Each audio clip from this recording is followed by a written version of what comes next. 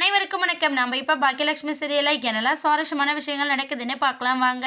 நம்ம செலியனோட வாழ்க்கையே முடிஞ்சு போச்சு அப்படிங்கிற விதமாக நம்ம போஸ்ட்மேன் ஒரு லெட்டரை கொண்டு வந்து செலியன் கிட்டே கொடுக்குறாங்க. இது கோர்ட்லேருந்து வந்திருக்கு அப்படின்னு சொல்லி கொடுக்குறாங்க. அந்த லெட்டர் என்னடா அப்படின்னு சொல்லிட்டு செலியன் வாங்கி பார்க்க ஜெனிக்கிட்டேருந்து டைவர்ஸ் நோட்டீஸ் வந்திருக்கு அப்படிங்கிறத தெரிஞ்சுக்கிறாரு.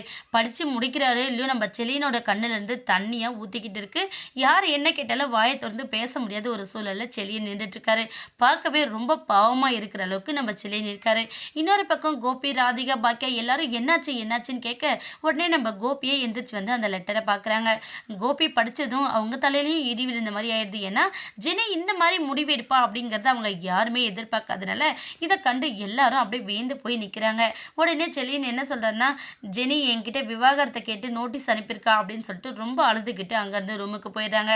உடனே நம்ம தாத்தா என்ன பண்ணாங்கன்னா, பாக்கியா என்னம்மா இதெல்லாம், என்ன அவசரப்பட்டு செலியனோட வாழ்க்கை இப்படி பண்ணுறாங்க, ஜெனி தனியாக இந்த மாதிரி முடிவு எடுப்பா நாங்கள் கொஞ்சம் கூட யோசிக்கல, ஏன் இவ இப்படி பண்ணிட்டா அப்படின்னு சொல்லிட்டு இவங்க ஒரு பக்கம் பேச உடனே கோபி ஒரு பக்கம் செலியனுக்கு ஆறுதல் சொல்ல மேலே போயிடுறாங்க. அந்த டைமில் நம்ம ஈஸ்வரி என்ன பண்ணுறாங்க, எங்க வாங்க நம்ம இப்போவே கிளம்பி போய் கேட்கலாம், ஜெனி எப்படி தனியாக முடிவு எடுப்பா, தப்பு பண்ணால் இல்லைன்னு சொல்லலை, அதை பேசி சரி பண்ணுறதுக்கு தானே பெரியவங்க நம்மளாம் இருக்கோம், அதெல்லாம் தாண்டி விவாகரத்து அனுப்பியிருக்கா அப்படின்னா என்ன அர்த்தம், யாரும் கேட்கறதுக்கு இல்லைன்னு நினச்சிருக்காளா, அவங்க அப்பனுக்கு வேணா அவங்க பிள்ளை பார்த்து அக்கறை இல்லாமல் இருக்கும், செலியன் மேலே நம்மளுக்கு அக்கறை இருக்குது, வாங்க நம்ம போய் பேசிட்டு வரலாம் அப்படின்னு சொல்லிட்டு ஈஸ்வரி ஒரு பக்கம் தாத்தாவை கூப்பிட்றாங்க. ஆனால் தாத்தா வந்து, ஈஸ்வரி கொஞ்சம் பிரச்சனையை பெருசு பண்ண வேணாம், நம்ம என்ன ஏதுன்னு பார்த்து நம்ம இப்படியே விட்டுற போகிறதில்ல இந்த வாழ்க்கையை, ஜெனிக்கிட்டேயும் அவங்க அப்பாக்கிட்டேயும் பேசலாம், நீ கோபி அவங்க அப்பாவுக்கு ஃபோன் பண்ணு அப்படின்னு சொல்கிறாங்க.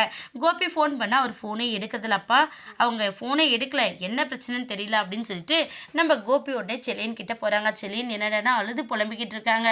அப்பா ஜெனி அவளை தான் திரும்ப என்னோட சேர்ந்து வாழவே மாட்டாளா, நான் எவ்வளோ கற்பனை பண்ணி வச்சுருந்தப்பா, எனக்கு ஜெனியும் என் பாப்பாவும் ரொம்ப முக்கியம், நான் பெரிய கனவுலாம் கண்டு வச்சுருந்தேன், பாப்பாவுக்கு கல்யாணம் பண்ணி பார்க்குற அளவுக்கு ட்ரீமெல்லாம் கண்டு வச்சுருந்தேன், எனக்கு அவ்வளோதானப்பா, என் வாழ்க்கையே அவ்வளோதானா, அவங்க இல்லாமல் நான் எப்படி வாழ போகிறோம் அப்படி இப்படின்னு சொல்லி ரொம்ப ஃபீல் பண்ணி அழுதுகிட்டே இருக்காங்க. இதெல்லாம் பார்த்து நம்ம ராதிகா ஒரு பக்கம், செலியன் தயவு செஞ்சு கொஞ்சம் ஃபீல் பண்ணாதீங்க, ஜெனி என்ன முடிவு எடுத்திருந்தாலும் சரி ஒருத்தரை கன்சல்ட் பண்ணி டைவர்ஸ் யாரும் கொடுக்க மாட்டாங்க, நீங்கள் பண்ணது தப்பாக இருந்தாலும் இப்போ நீங்கள் திருந்தி இருக்கிறீங்க, அதனால் இந்த பிரச்சனையெல்லாம் பேசி சமாதானப்படுத்த முடியும், தீர்க்க முடியாத பிரச்சனை எல்லாம் ஒன்றும் கிடையாது, நீங்கள் கொஞ்சம் பொறுமையாக இருங்க அப்படின்னு சொல்கிறாங்க.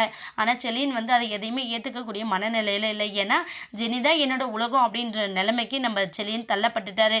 இப்போ அதிலிருந்து மீண்டு எழுந்து வர முடியாமல் தவிச்சு போயிருக்காரு. என்னாக போகுதுன்னு வெயிட் பண்ணி பார்க்கலாம். இந்த வீடியோ உங்களுக்கு பிடிச்சிருந்தா மறக்காமல் நம்ம சேனலை சப்ஸ்கிரைப் பண்ணுங்கள். தேங்க்யூ.